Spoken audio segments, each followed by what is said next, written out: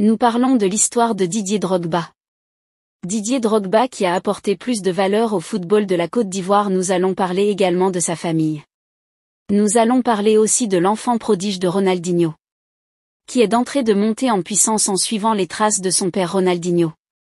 Je veux que vous voyiez cette vidéo jusqu'à la fin. Aujourd'hui, nous allons faire découvrir la famille de Didier Drogba. C'est parti. Drogba Didier, né le 11 mars 1968, est le fils d'Albert Drogba qui était banquier. Sa mère se nomme Clotilde Obéa et elle était dactylographe. Drogba a 3 frères. Freddy Drogba. Il avait aussi entamé une carrière de footballeur comme son frère. Attaquant comme son ennemi, il a joué aux Mains puis à Dijon. Il a été sélectionné avec les Éléphants Espoirs. Malheureusement, il n'a pas eu la même réussite que son frère à cause de soucis au genou. Et joué à le Drogba. Contrairement à son année, lui s'est lancé dans une carrière musicale. On se souvient de son morceau Tapé poteau qui a fait tache tuer dans la cité. Junior Entrebain. Le dernier de la famille s'est lancé dans la musique. Et 2 sœurs Danielle et Nadia Drogba. La carrière de Drogba a été influencée en grande partie par son oncle Michel Goba qui a demandé à son neveu, qui évolue à ses débuts en défense, d'opter plutôt pour l'attaque qui offrait plus d'opportunités. Et la suite lui a donné raison. Toba est en couple avec Lala Djakaït depuis plusieurs années. Originaire du Mali, elle est la nièce de l'ancien président malien Amadou Koumané Touré. Réservées, elles se font rares dans les médias. Ils se sont mariés en 2011 à Monaco en présence d'une centaine d'invités. Ensemble, ils ont 3 enfants. Isaac Drogba. 2 fils aînés du King Didi. Sur les traces de son père, il évolue au centre de formation de Lens. Club où son père a laissé un très bon souvenir. Drogba est aussi le cousin d'Eric Ossery, célèbre homme de médias ivoirien, ainsi que de Stéphane Zezé, magnat de la finance à Abidjan. Minuit, salut à tous, j'espère que vous allez bien. Aujourd'hui, nous allons parler d'un jeune joueur qui porte un nom très célèbre dans le monde du football, João Mendes, le fils de la légende brésilienne Ronaldinho. João a rejoint le FC Barcelone en janvier 2023 pour un essai avant de signer officiellement 2 mois plus tard et de rejoindre les U19 du club. Alors, est-ce une bonne idée de le voir rejoindre l'équipe première du Barça? C'est ce que nous allons explorer dans cette vidéo.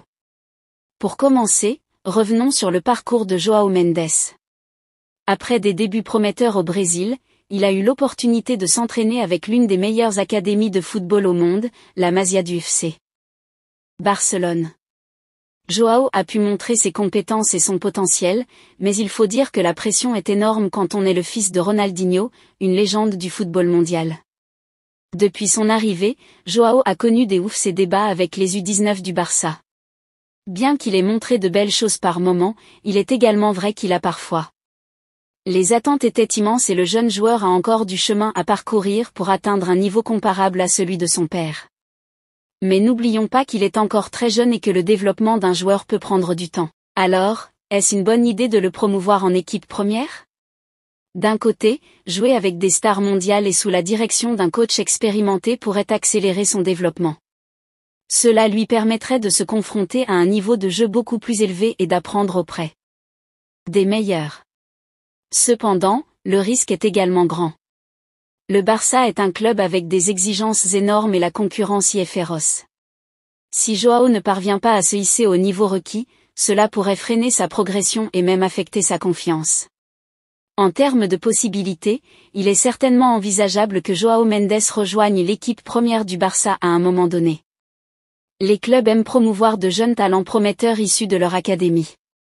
Mais pour cela, João devra montrer une constance et une progression significative. Il est encore loin du niveau de son père, mais avec du travail et de la persévérance, tout est possible. Pour conclure, l'avenir de João Mendes au FC Barcelone est encore incertain. S'il parvient à tirer parti de son expérience avec les U19 et à progresser régulièrement, il pourrait avoir sa chance avec l'équipe première. Cependant, il ne doit pas être pressé. Le chemin est encore long et la comparaison avec son père Ronaldinho est inévitable mais difficile à gérer. Qu'en pensez-vous? João Mendes a-t-il le potentiel pour briller au FC Barcelone comme son père? Si ça vous a plu, n'oubliez pas de vous abonner et de cliquer sur la cloche de notification, pour ne pas rater mes prochaines vidéos.